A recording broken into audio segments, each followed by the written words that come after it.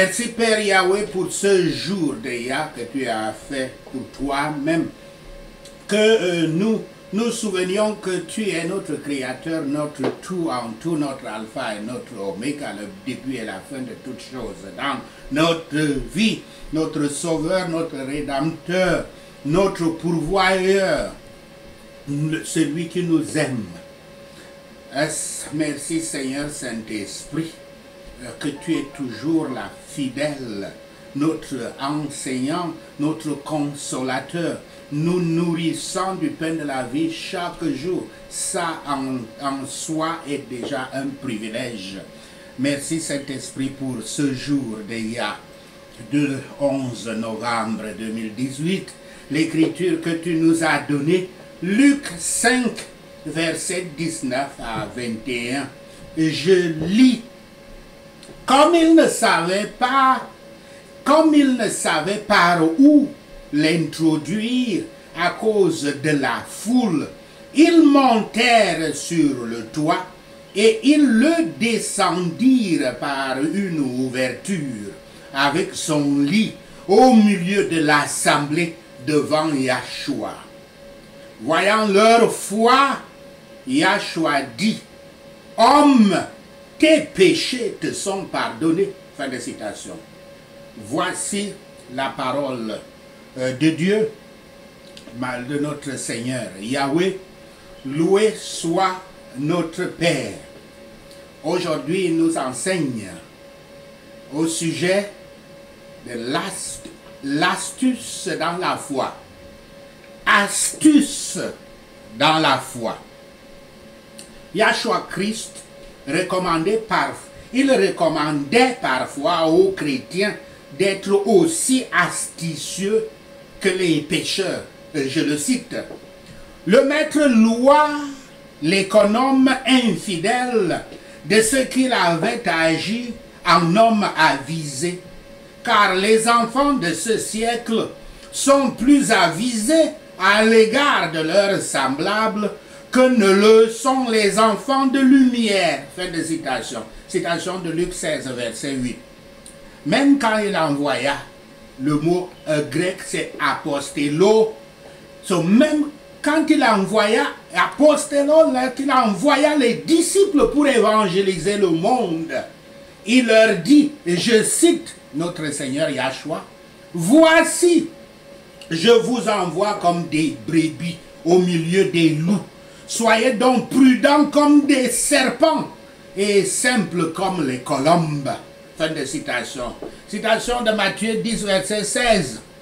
Pourtant, nous savons que le serpent est non seulement le meilleur masque que Satan utilise pour tenter et tromper les humains depuis Adam et Ève, mais aussi un animal impur que Yahweh interdit aux croyants de manger, c'est-à-dire de ne ni imiter ni fréquenter. Je cite, « Vous ne mangerez point parmi tous les reptiles qui rampent sur la terre, de tous ceux qui se traînent sur le ventre, ni de tous ceux qui marchent sur 4 pieds ou sur un grand nombre de pieds.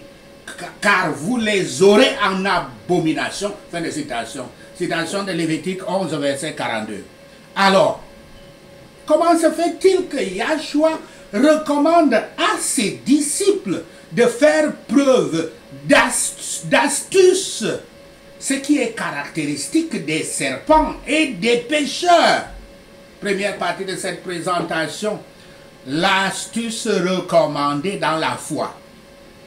Le verset 18, avant l'écriture que notre Seigneur, le Saint-Esprit, nous a donnée, le verset 18 dit, « Des gens portant sur un lit un homme qui était paralytique, cherchaient à le faire entrer et à le placer sous ses regards. » Fin de citation. L'homme, entre guillemets, était paralytique. Fin de guillemets. Littéralement, il était paralysé. Un mot un peu plus technique et donc caractéristique du malade de la paralysie. dans les autres évangiles. Comme cela est donc évident, il ne considérait le Christ seulement que comme un grand prophète à qui Yahweh avait donné un pouvoir aussi divin que celui qu'il avait auparavant donné à Élie et puis à Élisée. Combien y en a-t-il dans nos assemblées où l'évangile est prêché, qui ne s'asseyent pas sous la parole, mais s'asseyent plutôt à côté de la parole.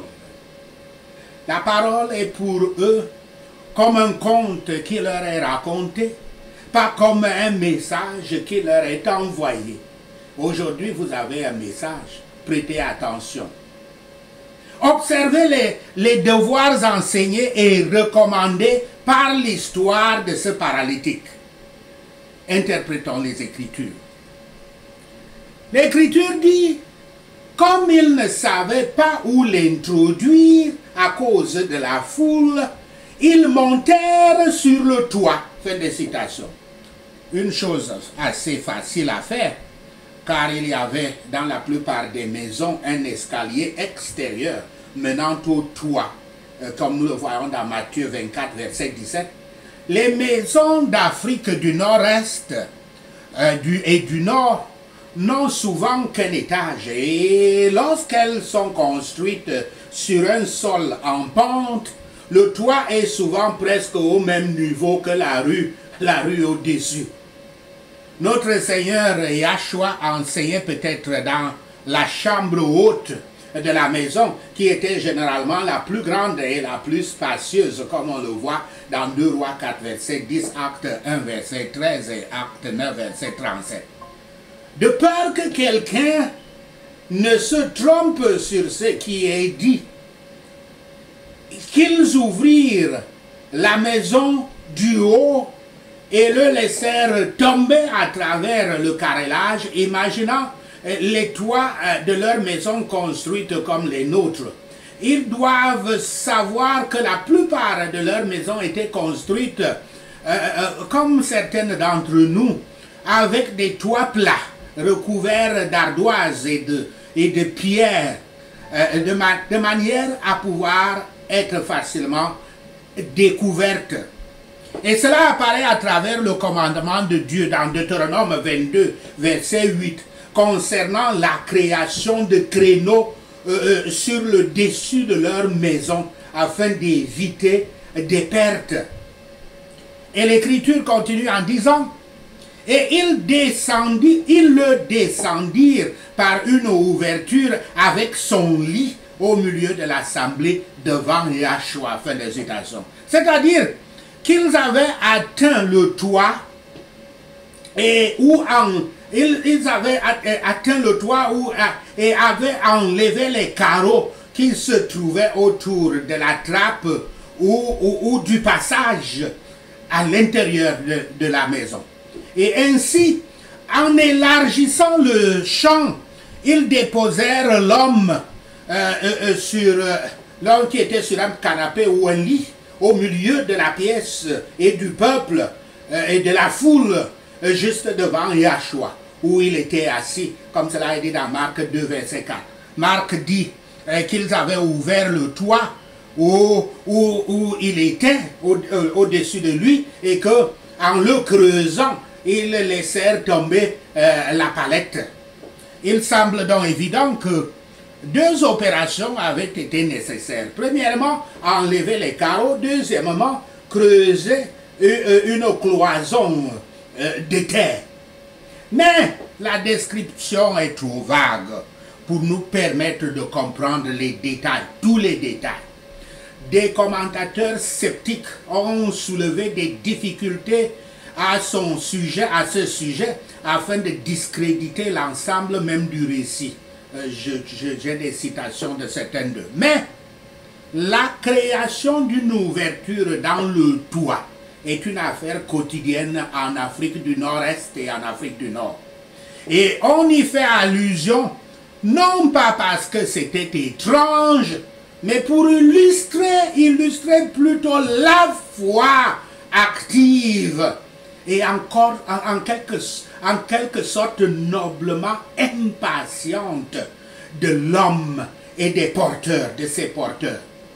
L'objet de la foi mentionné ici était clairement le pouvoir et la bonté de Dieu, mais pas comme venant du Christ au départ en tant que Dieu éternel, mais comme un instrument par lequel Yahweh l'a transmis à des hommes dans des circonstances aussi misérables que ce pauvre homme, ce pauvre paralytique.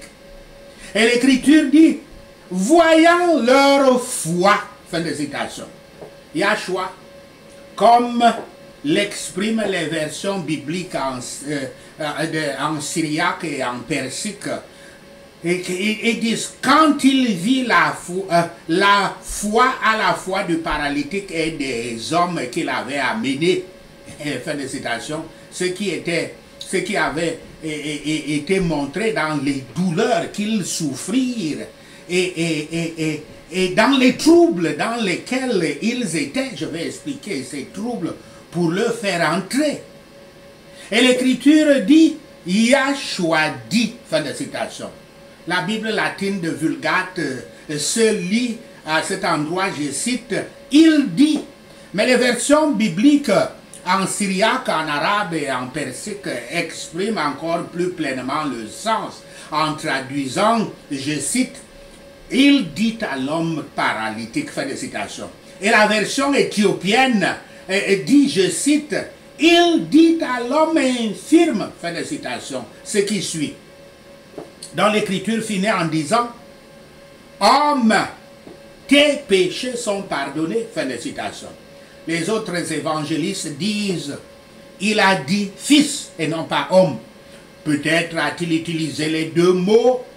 Cependant, tous s'accordent pour dire qu'il prononça le pardon des péchés qui était la cause de la maladie. Les péchés étaient la cause de sa maladie. Et cette maladie qui, une fois, ces péchés qui, une fois enlevés, l'effet devait cesser, l'effet de la maladie devait cesser. De sorte qu'il avait guéri dans l'âme et dans le corps. Et il était miraculeusement debout. Il prit son lit et il sortit. Comme cela est dit dans Matthieu 9, verset 2. Deuxième segment de cette présentation. Créativité pour atteindre le Christ et profiter de ses avantages. En faisant une demande au Christ, nous devons être très pressants et urgents comme ces porteurs, ces hommes. Faire cela est une preuve de foi qui plaît beaucoup au Christ et l'emporte avec lui, gagne toujours avec lui. Un millénaire avant Yahshua Christ, son ancêtre David avait appris une leçon de la part de Yahweh. Je cite, « Avec celui qui est pur, tu te montres pur. Avec le pervers, tu agis selon sa perversité. » Fin de citation. Citation de Psaume 18, verset 27. Car dit-il au verset 28, je cite, « Tu sauves le peuple qui s'humilie et tu abaisses les regards hautains. » Fin de citation. Or, nous devons imiter la sainteté de Yahweh, comme il nous l'a dit dans Lévitique 20, verset 26. Nous devons définir des stratégies et utiliser tous les moyens disponibles pour atteindre le Christ. Ces hommes avaient deux obstacles. Premièrement, la foule qui avait obstrué la porte d'entrée de sorte qu'ils ne pouvaient pas amener leurs malades au Christ à travers elle, cette porte. Deuxièmement, la maison, qui n'avait pas d'autre voie d'entrée acceptable. Les hommes eurent l'idée de faire une ouverture sur le toit. Même si le propriétaire de la maison leur demanderait des dommages sur son toit endommagé, ils étaient prêts à en payer le coût. Car atteindre ce qui était à l'intérieur, à savoir le Christ, croyait-il, était tellement précieux qu'il payerait tous les coûts possibles. Alors, il s'était dit, si la situation est pure, parlant maintenant comme Paul au Somme 18 que je viens de lire, si la situation est pure, nous nous montrerons purs avec elle. Si elle est perverse, nous agirons selon la perversité contre elle. La situation donc, comme je vous ai dit, c'est que la porte est bloquée, la maison est bloquée. Que veut dire Yahshua quand il nous dit, quand il nous dit dans Matthieu 10, verset 16, qu'en tant que enfants de la lumière, entre guillemets, nous devrions être prudents, prudents comme des serpents, prudents entre guillemets. Ce mot prudent est une clé de la parabole. Il est important de le définir avec soin. Le mot grec phronimos signifie, c'est ce mot qui est traduit comme ça là, qui est traduit prudent. Phronimos signifie agir avec prévoyance. Il est utilisé sur des hommes et des femmes dans différents contextes dans les enseignements de Yahshua.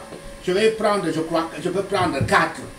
Dans Matthieu 7, verset 23, l'homme sage ou rusé bâtit sa maison sur le rocher. Rusé qui peut aussi être traduit comme prudent, c'est-à-dire phronimos.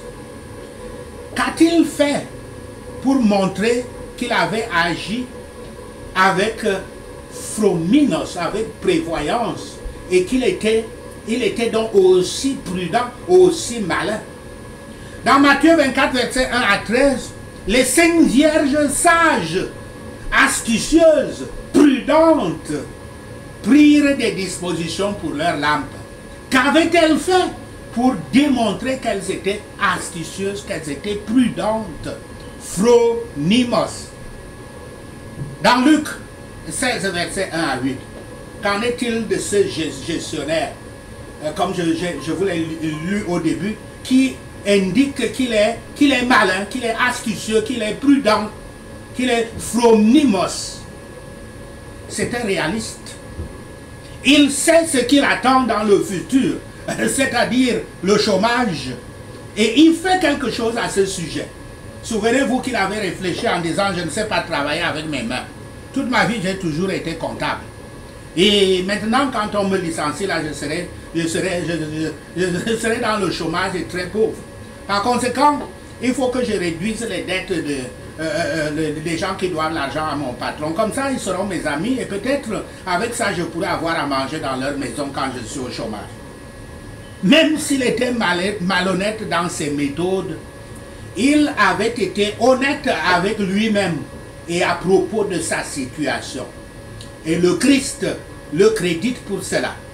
Il a fait face aux faits et a agi en fonction de ce qu'il savait que c'était sur le point de se passer, son chômage. Notre image des disciples de Yahshua peut nous empêcher souvent d'être astucieux. Nous utilisons souvent des mots comme doux, humble, aimant, agréable, patient, bon, etc. C'est très bien. Ces mots sont appropriés pour décrire notre relation avec les autres. Mais un autre aspect devrait être pris en compte. D'autres caractéristiques du chrétien sont réalistes, astucieux, durs d'esprit, notamment perspicaces. Ces autres mots décrivent comment nous devons nous rapporter aux circonstances. C'est les deux images, bon, humble et dur, astucieux, sont importants pour les disciples de Yahshua Christ, les chrétiens, véritables chrétiens. Les hommes, ces hommes-là qui apportaient le paralytique n'ont pas dit: nous ne pouvons pas amener nos malades au Christ parce que briser le toit de notre prochain est une violence et un péché. Et Christ nous a dit que nous devons aimer notre prochain comme nous-mêmes. Au contraire, ils ont calculé le prix à payer pour faire un peu de mal au prochain, afin que leur malade puisse atteindre le Christ et soit guéri. Et peut-être alors, pensait-il, le prochain blessé, avec le toit endommagé, aura certainement du sentiment qu'il a contribué à la guérison de son prochain malade. C'est cela l'astuce. Votre devoir divin, tel que le deuxième commandement d'aimer votre prochain comme vous-même, ne devrait pas vous empêcher de faire le bien que Yahweh veut que vous fassiez. Vous devez être astucieux et trouver une solution pour enfreindre légèrement le commandement si nécessaire, afin de remplir votre devoir, d'accomplir la bonne action que Yahshua vous demande d'accomplir. Dans Matthieu 25, verset 31 à 40 que je vais lire. Vous ne laisserez pas un enfant. Laisseriez-vous un enfant périr dans une maison en feu, tout simplement parce que vous ne vouliez pas casser la porte du voisin, et casser la propriété du voisin est une violation du deuxième commandement du Christ? Quelle est la couronne pour laquelle nous courons dans le christianisme? Nous courons pour gagner quelle couronne, comme le dit l'apôtre Paul? La couronne, c'est de recevoir le royaume de Yahweh comme notre héritage. Car notre Seigneur Yahshua avait dit, je le cite pleinement: lorsque le Fils de l'homme viendra dans sa gloire avec tous les anges, il s'assiera sur le trône de sa gloire. Toutes les nations seront assemblées devant lui. Il séparera les uns d'avec les autres, comme le berger sépare les brebis des brebis avec les boucs. Et il mettra les brebis à sa droite et les boucs à sa gauche.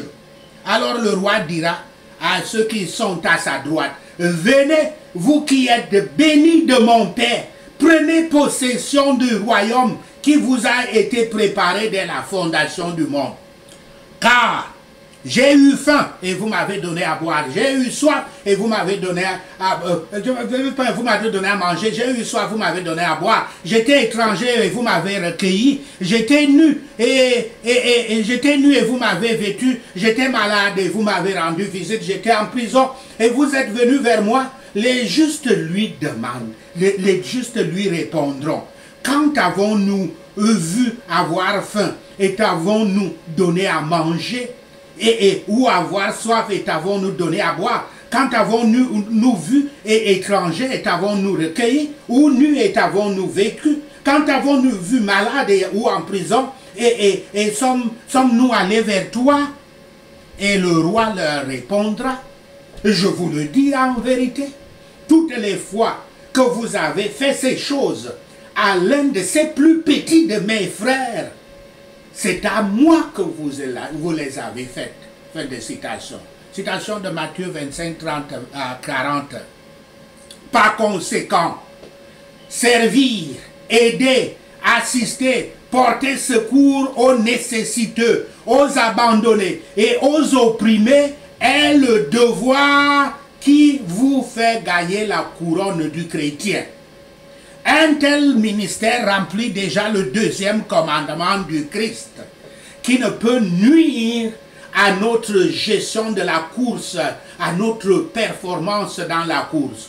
Aucun toit satanique, aucun toit démoniaque, aucun culte, aucun toit occulte, aucun toit gouvernemental, aucun toit humain, aucun toit démoniaque ne devrait nous empêcher de venir à l'aide aux personnes dans le besoin et le diriger au Christ.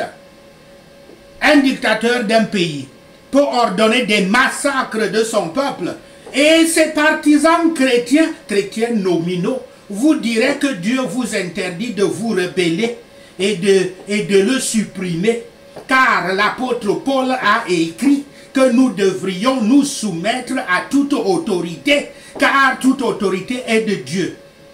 Dites à cela, arrière Satan! Le conseil de Paul ne doit jamais vous empêcher de courir la course pour la couronne, dont la règle est